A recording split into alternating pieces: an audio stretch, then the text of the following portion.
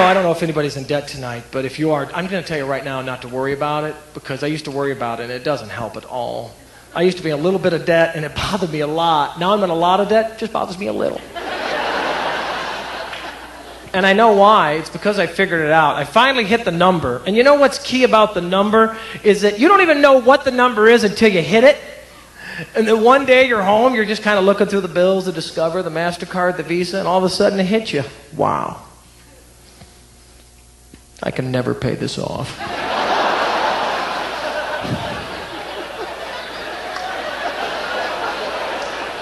Well, maybe if I... No.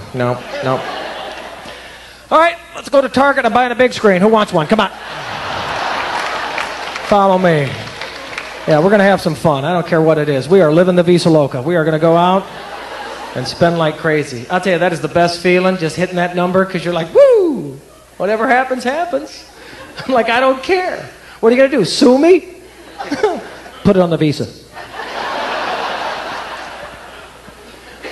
My brother was always calling me up. He's like, when are you going to take responsibility for this? I'm like, okay, I will. So I got some caller ID. Now I don't have to talk to him anymore about it. I feel really good about that. But why be ashamed? Why be ashamed of your debt? If you have debt, be proud. It took you years to build up that deficit.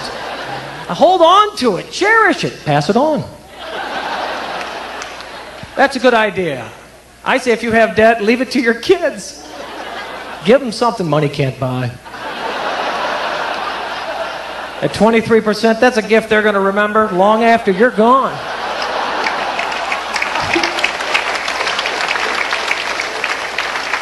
Think about it.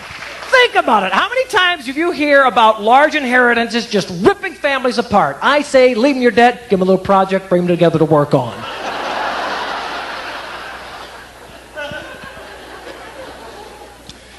Don't worry about it. I mean, I put debt in the plus column of my life. That's how serious I am about this. Because you know what?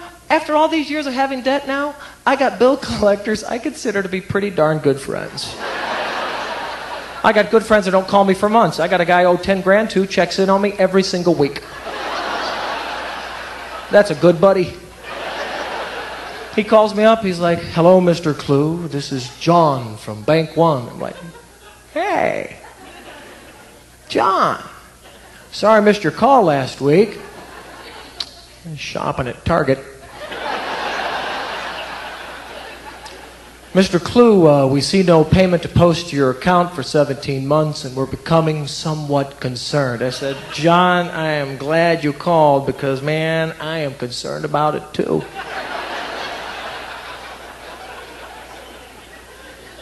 He says, well, Mr. Clue, what would you suggest then that we should do about this? I said, John, I got to tell you,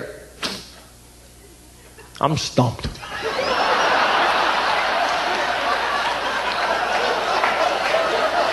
I'm broke too, so if you got some ideas, I'll work with you.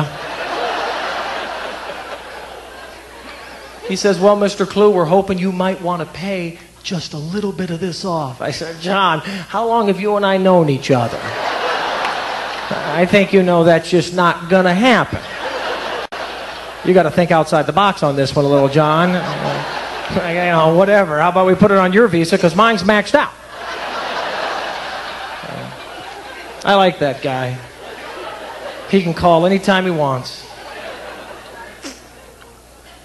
The other guy I don't care for. It's the other type of debt collector. It's the guy that seems to care just way too much. Hello, Mr. Clue. This is Jim from Bank One Visa. How are we doing today? I'm like, Jim, I'm fine, but gosh, it sounds like you need to go potty.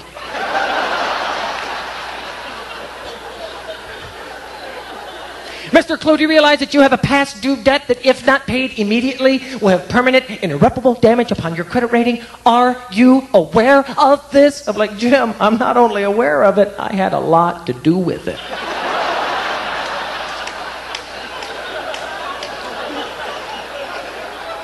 Well, what then do you suggest that we should do about this? I said, Jim, I'm going to suggest what I've been doing all along. You should think about it too.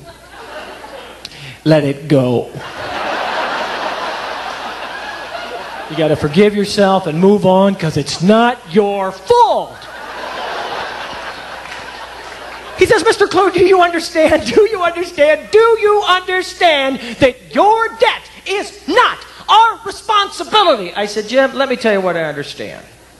I understand that like a year ago, I got a card in the mail that I never asked for in the first place. In fact, from what I know, your company gave me your seal of approval. I never asked for your approval, but you gave it to me anyway. Now I've made some impulse buys that perhaps got us in a little bit of a pickle. But it's our pickle, and I think we can work our way out. But Jim, I want you to take the right attitude about this. I want you to think about the good things that you've helped me buy over the years. Because I got crap in this house I could have never afforded without the help of your company.